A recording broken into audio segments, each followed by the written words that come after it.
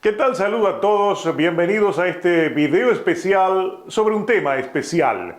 La salud mental en el boxeo, que ha tomado especial trascendencia en el tiempo reciente, luego de que boxeadores como Ryan García, Danny García y Adrian Broner admitieron que tienen problemas de salud mental debido a la práctica del boxeo. Ryan García alegó problemas mentales en 2021, cuando canceló una pelea contra Javier Fortuna y dentro de su depresión admitió que hasta había pensado en el suicidio. Danny García, por su parte, luego de su victoria sobre José Benavides, debutando en las 154 libras, confesó con lágrimas en sus ojos que sufrió problemas graves de salud mental que lo alejaron de los encordados durante los últimos 19 meses de su vida, en un hecho que conmovió y mereció amplios titulares de la prensa boxística.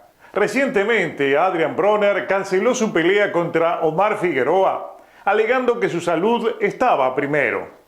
La salud mental es real y no voy a jugar dentro del ring. He visto morir a mucha gente jugando con su carrera boxística y eso es algo que no haré, dijo Broner. La salud mental, asimismo, será el tema central en la próxima convocatoria de la Asociación Mundial de Boxeo, que será realizada en Orlando, Florida, del 11 al 14 de diciembre.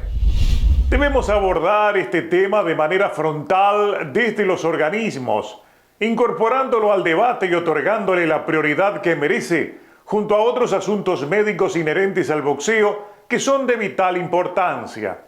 Podrían ser los mismos afectados los que hablen del tema, además de especialistas que ayuden a entender el tema, dijo Gilberto Mendoza, presidente de la Asociación Mundial de Boxeo, al explicar la razón de incluir la salud mental en la próxima convención del organismo. Pero la pregunta es, ¿cómo ocurre, crece y se procesa el daño en los boxeadores a quienes los golpes terminan afectando su salud mental? ¿Cuáles son las primeras señales?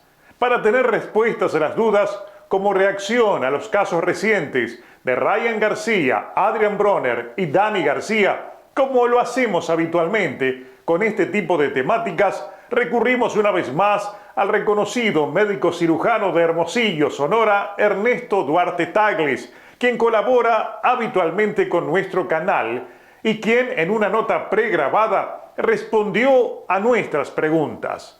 La primera pregunta que le realicé al doctor Tagles tiene que ver con la condición selectiva de este flagelo en boxeadores. ¿Por qué a unos sí y a otros no? O sea, ¿el daño es general o unos resisten más que otros? Hola Bernardo, ¿qué tal? Un gusto estar nuevamente aquí contigo. Mira, respecto a la salud mental, y ahora por que hace cuestión de un mes revistió tanta importancia por el abandono de Broner en la pelea o de Ryan García, ¿no? El año pasado. Eh, pues es indiscutible que sí hay una relación directa entre el boxeo y un trastorno de la salud mental. Recordemos, definamos algo. La salud mental es una situación en las cuales estamos hablando de eventos, síntomas que se desarrollan donde la persona puede empezar con trastornos ligeros de ansiedad, de depresión, que luego se convierten en síntomas que son más de tipo orgánico, hasta desarrollar demencias importantes, Alzheimer y otro tipo de enfermedades, ¿no? Este trastorno ya fue visto desde hace muchos años, hace más de 100 años, en la época de los 20 del siglo pasado, se acuñó el término demencia pugilística, que hacía referencia precisamente a estos trastornos mentales que desarrollaban boxeadores y la relación es clara. La cantidad de golpes, de traumatismos a la cabeza hace que se desarrollara esto. Recientemente, de hecho, se cambió el término de encefalopatía traumática crónica, que hace alusión precisamente al desarrollo de síntomas mentales, cerebrales, que tienen incluso un daño orgánico cerebral, en los cuales se pueden manifestar de manera temprana síntomas del tipo de depresión o de ansiedad, ¿no? Tu pregunta de que si se presenten todos o si es generales, pues mira, hay mucha controversia porque no todos lo desarrollan. Entonces, puede ser que sí en algunos, por alguna predisposición genética, lo desarrollen más rápido. Pero es indiscutible que existe por exposición crónica al traumatismo una inflamación cerebral por mucho tiempo y que entonces puede llevar al desarrollo de trastornos mentales, ¿no? El doctor Douglas termina su respuesta hablando de la existencia de predisposición de unos más que otros. Y bajo esa realidad, nuestra segunda pregunta está destinada a conocer cuáles son las señales que el cerebro envía cuando hay problemas. ¿Quién debe percibirlas? ¿Solo el boxeador? ¿O su entorno debe cumplir protocolos especiales? Quizás Adrian Bronner vio esas señales. Vamos a escuchar la respuesta del doctor Douglas. Pues mira, las señales que envía el cerebro, pues son, aunque son variadas, pero también son muy específicas. La persona puede empezar que tiene encefalopatía traumática crónica o la demencia pugilística, puede iniciar con falta de concentración, pérdida de la memoria, después desarrollar dificultad para escribir, y esto obviamente la persona se da cuenta. Entonces, ¿qué es lo que pasa? Empiezan a desarrollar trastornos de ansiedad, trastornos de depresión, que si no se detectan a tiempo, pues pueden ocasionar un daño importante en la salud mental. Entonces, lo que hizo Bronner, pues no está del todo descabellado, ¿no? Porque de hecho él mencionó, no me voy a subir a un combate donde peligra mi vida, ¿no? Ya logré 4 campeonatos, dijo. Entonces, pues él desarrollan esa ansiedad, ese temor, esa conciencia que dicen, pues más vale atenderme a después estar sufriendo las consecuencias. Son estos síntomas, ¿no? Y sí es importante, pues, detectarlos. Si no es él, la gente que lo rodea debe de estar muy atento a ello, ¿no? Por eso es importante que en todo, como en muchos atletas de alto rendimiento, por ejemplo, el acompañamiento psicológico es importante y ellos quizás lo puedan detectar a tiempo. Digo, en el caso del boxeo, pues, ¿quién más lo conoce que un entrenador? Entonces, es importante que conozcan de esta patología de encefalopatía traumática crónica que ocasiona trastornos mentales. La nueva pregunta al doctor Douglas sigue la secuencia lógica. ¿Cómo se produce el proceso de deterioro cuando no se detecta a tiempo? Hay casos emblemáticos en atletas de alto rendimiento que puedan utilizarse como ejemplos similares en casos de encefalopatías crónicas. Vamos a escuchar lo que me dijo el doctor Douglas. Híjuela, ¿cómo se desarrolla? Pues mira,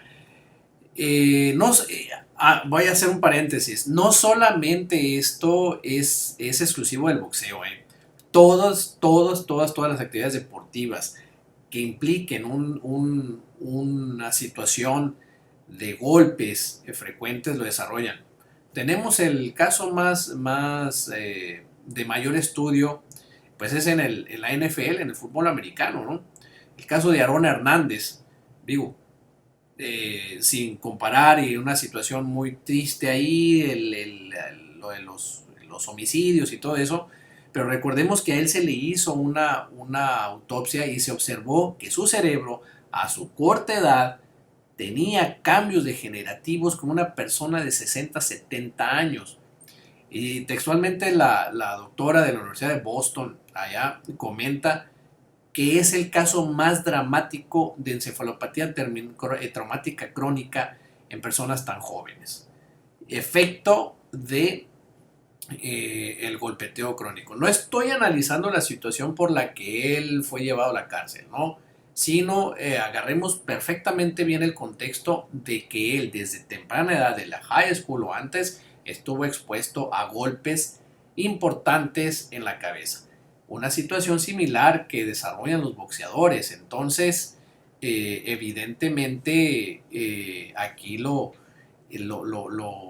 traumatismo lo desarrolla. ¿Y esto cómo va desarrollando? Bueno, la inflamación crónica que permiten que haya estudios que también apoyan que es más grave una inflamación cerebral crónica, aunque pequeña, no de grandes magnitudes, donde esas hacen un edema cerebral importante y el pugilista desarrolla eventualmente muerte cerebral y se muere y etcétera. En esos casos tan agudos, este golpeteo crónico lleva a la inflamación, un estado, vamos a decir, persistente de inflamación celular. Y entonces es más grave, sí hay estudios que lo determinan, que esto es más grave que una inflamación abrupta, aguda, importante. ¿Por qué? Porque lleva a la degeneración celular y posiblemente a la liberación de ciertos neurotransmisores que van a afectar el desarrollo del desarrollo cerebral y mental del individuo. Un ejemplo muy claro, el más grande, Muhammad Ali, ¿no?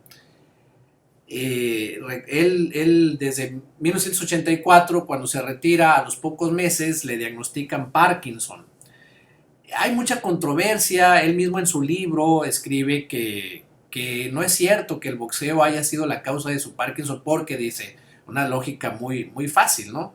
Dice, no todos los boxeadores desarrollan Parkinson y en cambio hay muchas personas que tienen Parkinson que en su vida han tenido un traumatismo. Al respecto, los expertos mencionan que si bien es cierto, no se puede decir que al 100% la encefalopatía traumática crónica que seguramente Ali desarrolló haya sido la causa del Parkinson, al 100%, dicen seguramente hubo una predisposición genética, pero sí todos coinciden en que el golpeteo crónico a la cabeza fue un desencadenante. Y el Parkinson pues es una enfermedad donde hay una desregulación con la dopamina, entonces que es un neurotransmisor.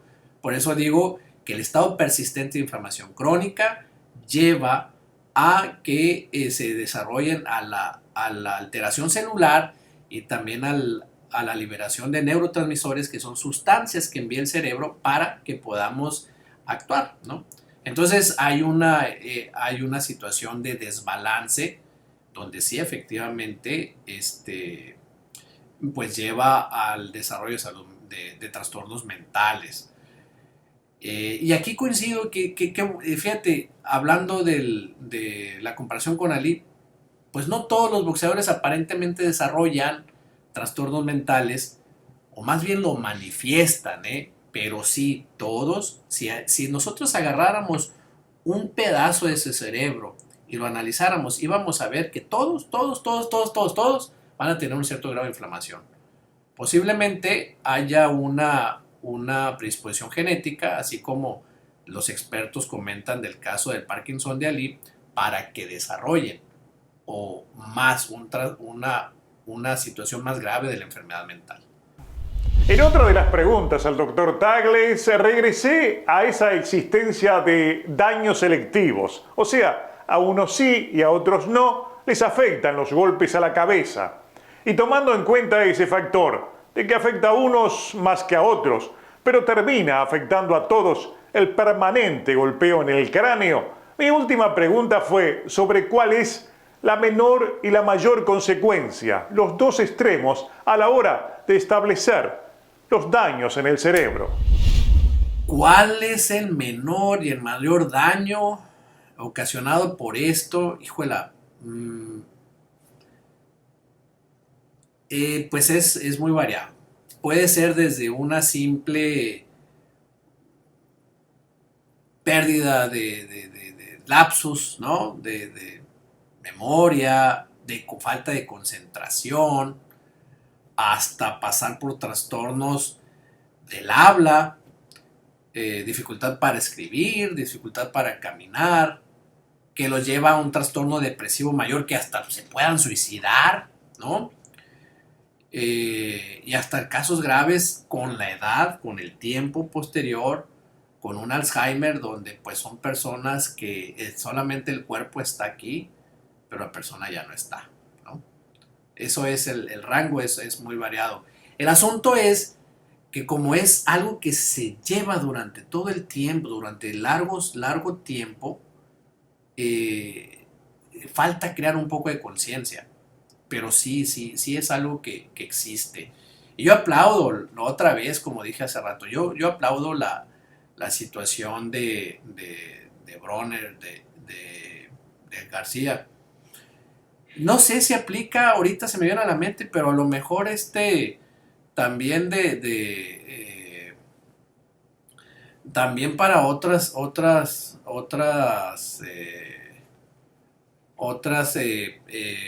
¿cómo se llaman? Deportistas. El caso de Biles, ¿no? La gimnasta, que en plena